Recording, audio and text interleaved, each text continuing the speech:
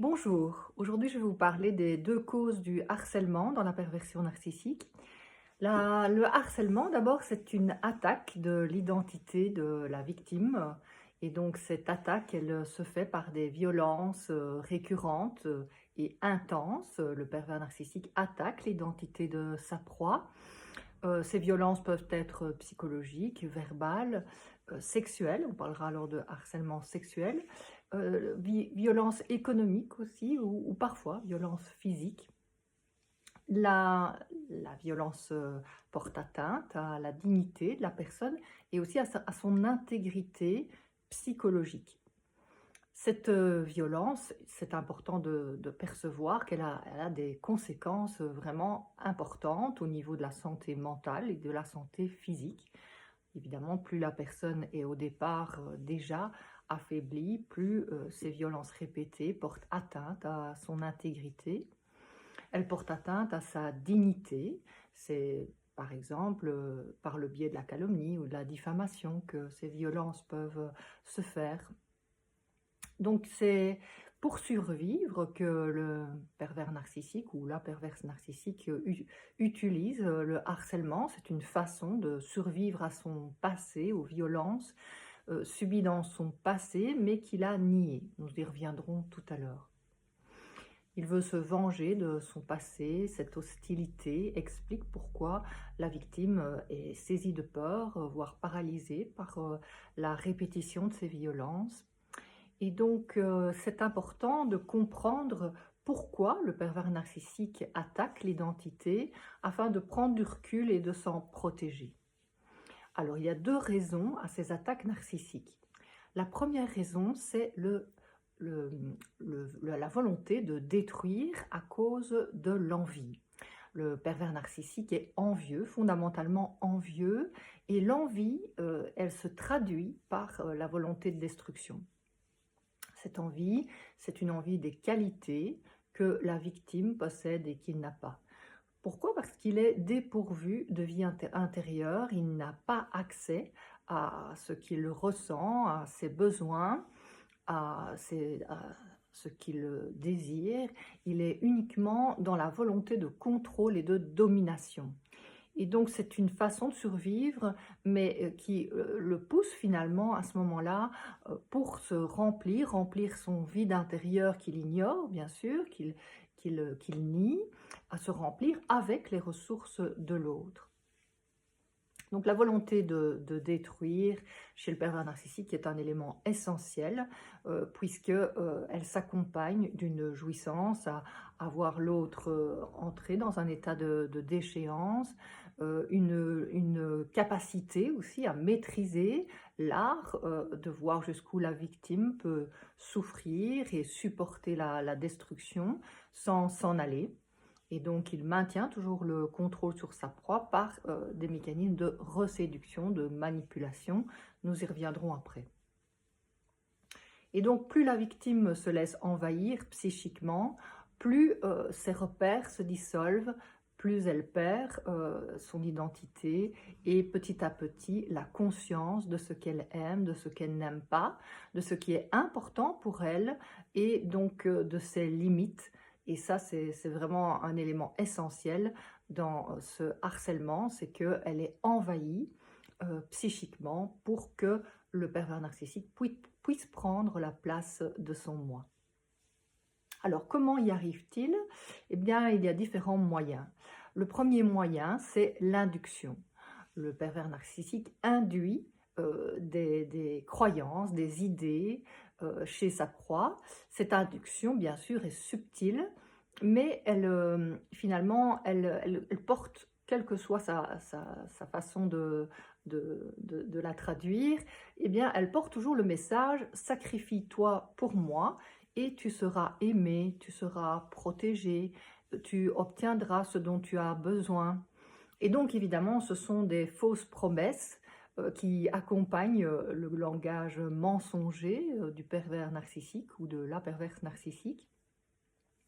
Et donc, ces inductions, elles vont aller toucher, bien sûr, les failles narcissiques de la victime. Donc, c'est à travers des messages d'autorité de son passé qu'il va pouvoir avoir accès à son psychisme. Par exemple, les messages d'autorité de son passé, ça peut être sois gentil, ce qui favorise évidemment le sacrifice, ou bien fais des efforts et tu obtiendras ce que tu veux. Donc, ces croyances limitantes favorisent évidemment la manipulation du pervers narcissique sur sa proie, et c'est important d'identifier ces croyances limitantes pour pouvoir se protéger de la manipulation et du harcèlement. Donc le deuxième moyen de harceler la victime pour le pervers narcissique, c'est de l'amener finalement à s'oublier à travers des violences.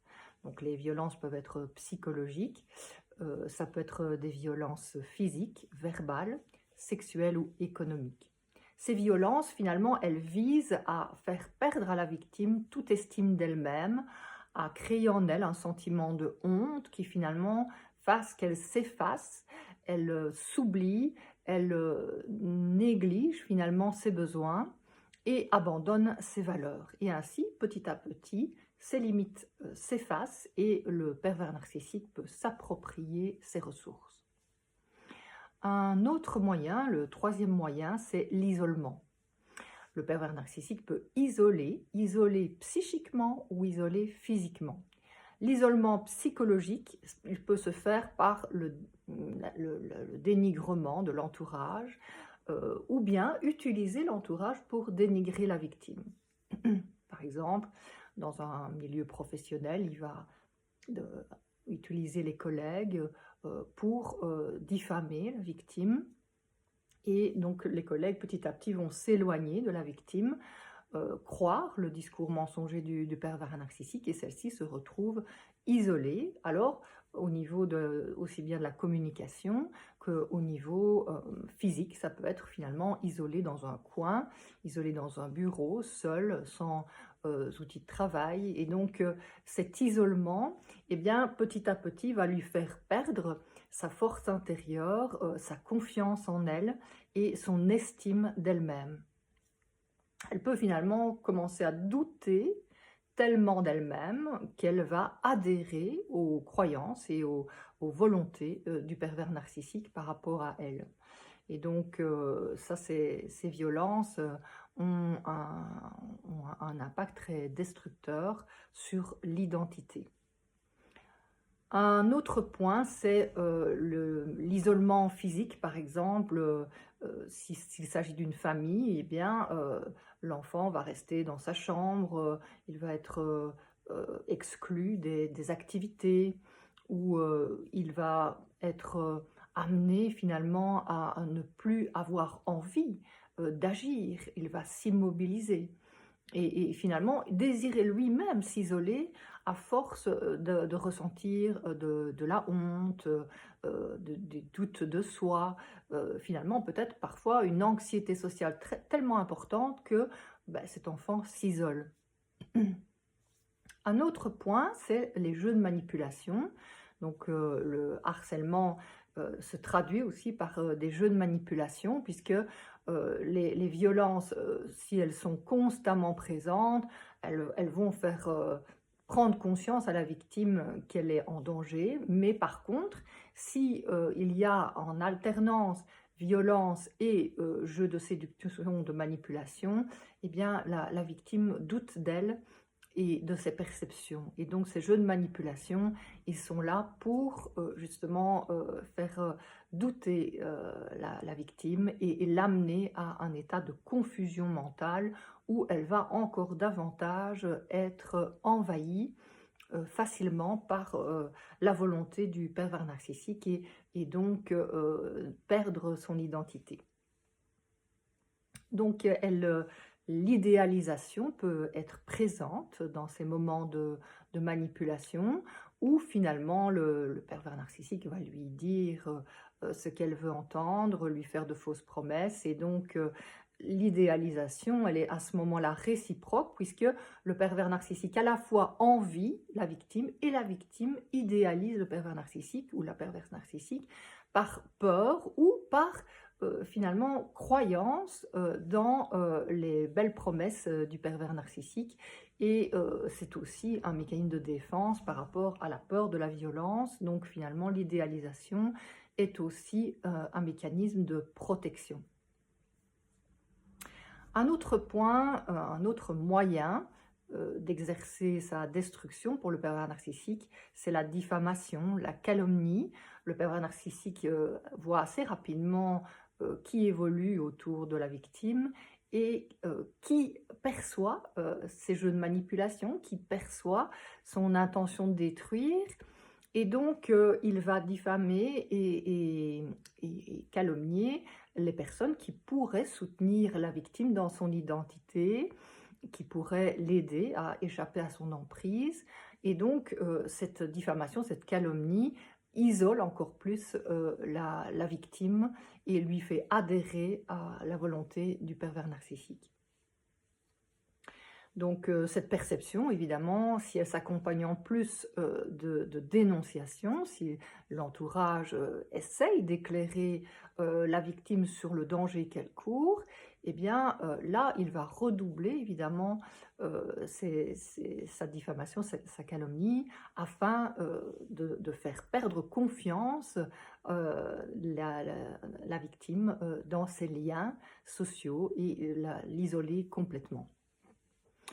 Un sixième moyen, c'est la façon dont le pervers narcissique prend la place du moi de la victime. Donc à force d'exercer ces jeux de manipulation, d'isoler physiquement, psychologiquement, à force d'induction de messages d'autorité, d'induction de ces croyances limitantes et de violence, eh bien, il prend petit à petit la place du moi de la victime, c'est-à-dire elle finit par penser constamment au pervers narcissique ou à la perverse narcissique, comme si le pervers ou la perverse narcissique était là constamment. Même s'il n'est pas là, la victime pense tout le temps à lui ou à elle. Et donc, cette emprise, elle est vraiment constante, elle est présente à la fois quand le pervers narcissique est là, mais aussi même en dehors de sa présence. Et donc, c'est évidemment d'autant plus vrai si la victime a une tendance à la soumission à l'autorité et donc à donner du crédit finalement au message d'autorité du pervers narcissique. Mais bien sûr, c'est l'effet des violences qui est le plus important dans la destruction de l'identité et l'alternance de jeux de manipulation avec l'exercice des violences. Donc tout ça est présent dans le harcèlement moral ou dans le harcèlement sexuel et favorise la mise sous emprise. Alors, la deuxième raison qui explique finalement ce harcèlement, eh bien, c'est le déni.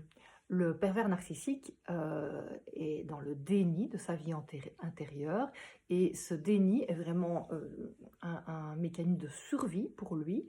Grâce à ce mécanisme de survie, il peut ignorer, il peut vraiment mettre dans un espace de son psychisme complètement séparé de lui, de sa conscience, les souffrances insupportables de son passé, ses émotions, ses besoins profonds, et donc les isoler de sa conscience de manière à pouvoir survivre à ces souffrances insupportables de son passé. Et donc il nie sa vie intérieure, il nie ce qui l'anime.